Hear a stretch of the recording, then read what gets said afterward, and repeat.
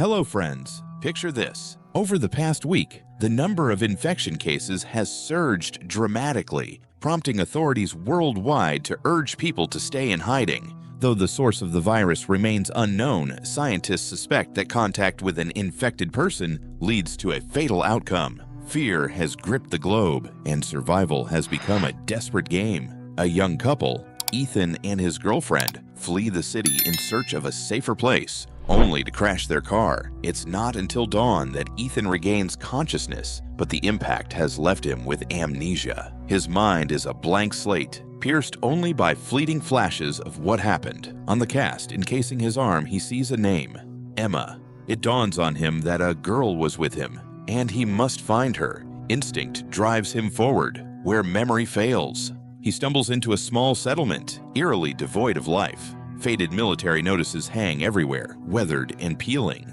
He must have been unconscious for far more than a day, perhaps weeks. He encounters survivors, but chaos erupts when a man pulls a gun and fires at another shooter. Ethan ducks behind a corner, watching as they're taken down. The shooter turns out to be a woman named May, cold, precise, and unyielding. Ethan pleads for his life, explaining he's just looking for his girlfriend. May advises him to leave this place immediately. Confusion swirls as he tries to piece together where he is and what's happening. Overwhelmed, he blacks out. May, despite her hardened demeanor, can't leave him to die and drags him along. He wakes up in her house. The door is secured with 4 locks, a fortress against the outside world. To generate electricity, she's rigged a kinetic generator. May's real focus is on what Ethan remembers. He tells her fragmented images flicker in his mind. A gun.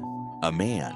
He and his girlfriend plan to ride out the storm in their countryside cabin. He still clings to the hope of finding her there. Beyond that, his memory is a void. May warns him not to tell anyone about his amnesia. In this world, weakness is a death sentence. Ethan reads newspaper clippings and is stunned. In just a couple of days, the virus wiped out nearly all of humanity. A collapse so swift it defies comprehension. Then the power cuts out. May steps out to fix the generator, asking him not to touch anything while she's gone. Bored and restless, Ethan ventures outside against her warning. Near the house, a zombie dangles, cocooned in webbing, a grotesque sight. May explains it's harmless unless approached. It turns out Ethan has a knack for electrical work, and he helps repair the generator. His hands know what to do, even if his mind doesn't. May promises she won't harm him, but he needs to understand the house is riddled with traps. Her survival depends on them. Suddenly, she hands him a pistol and asks him to shoot.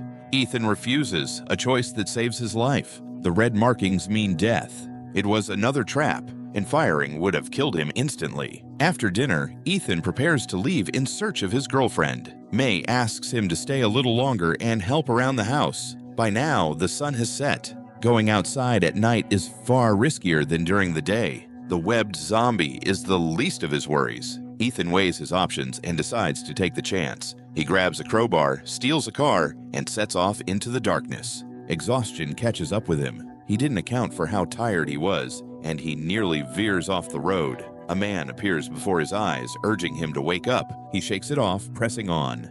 Eventually, he reaches the cabin where he and his girlfriend were supposed to reunite. The door is inexplicably boarded up. The crowbar comes in handy, but as he steps inside, he's met with a gun barrel.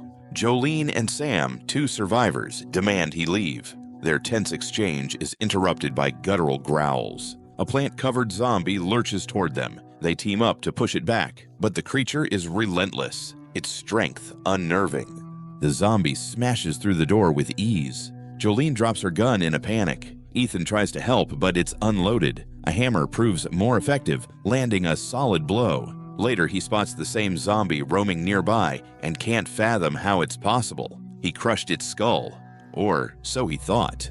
Jolene explains that people have mutated drastically. They're more plant than human now, so headshots don't work as expected. Their nature has shifted. She asks when he last saw his girlfriend. Ethan says a couple of days ago. Jolene is taken aback. They haven't seen another soul in months. She hints that hope is a luxury he can't afford. Sam still believes his father will return, but Jolene knows better. Reality is merciless. Jolene presses him to talk about his girlfriend. Mostly, Ethan recalls the good times. moments of warmth. But when the virus hit, panic overshadowed everything. She worked at a hospital, which is how he knows the virus has plant-like origins. These scraps of knowledge surface like shards of a broken mirror. A new day dawns. Ethan's memory resets again. Jolene is dead, with no clear signs of infection, her fate a mystery. Ethan is drenched in blood. Sam fares worse. An infected girl is devouring him. She doesn't attack Ethan, but seems to be trying to speak. May appears out of nowhere and kills her, reintroducing herself as if to anchor him. Ethan notices a symbol on a birdhouse, identical to one Emma had. He opens it and finds a phone. Emma's voice plays from a recording, explaining that his amnesia is worsening, striking at random. Her tone is strained, yet steady. The battery dies. May shrugs it off. There's a charger at her place. Ethan no longer remembers May or how he got here. The car's battery is dead too. They pedal back to her house on a bicycle. A grueling trek. They reach a small settlement Ethan recognizes. He was here with Emma. He shot an infected person back then, unaware they couldn't be killed so easily. Back at May's, they find an intruder. Tom begs for mercy, claiming he thought the house was abandoned. He's searching for his wife, Frenny, and says he's unarmed. His story sounds plausible, but May isn't easily fooled. Tom asks for food, noting her thriving garden. May agrees to feed him, but only if he works for it. He accepts.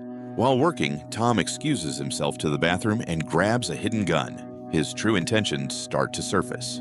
Lunchtime arrives. May whispers to Ethan that he's not hungry yet. His meal will come later. He shouldn't eat what's on the table. Another bout of amnesia hits and he collapses. Tom seizes the moment, demanding their weapons. Luckily, he's already eaten a few spoonfuls of food laced with expired sedatives. They still work. Ethan wakes to armed men storming the house.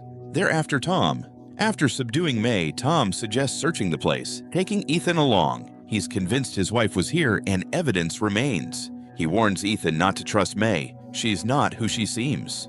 His suspicions prove right when Ethan finds Emma's pendant among a pile of jewelry and documents. He spots Frenny's beads too. May swears she didn't kill Emma, but admits she's long dead. Days, maybe months, have passed. Hearing of Ethan's amnesia, Tom asks if he remembers breaking his arm. Then May drops a bombshell, calling Ethan not sick, but dead. One spot remains unchecked: the barn. One of Tom's men enters and sees the man from the story's start. He races back, only to trigger a trap that kills him and another. Tom grabs the trapped pistol to avenge them, but the red mark spells his doom. The sight of blood awakens a hunger in Ethan, and he attacks Tom. It's a repeat of the forest cabin. The next day, Ethan remembers nothing, but another memory surfaces. He and Emma once arrived at this house. Kai and his daughter Caroline greeted them.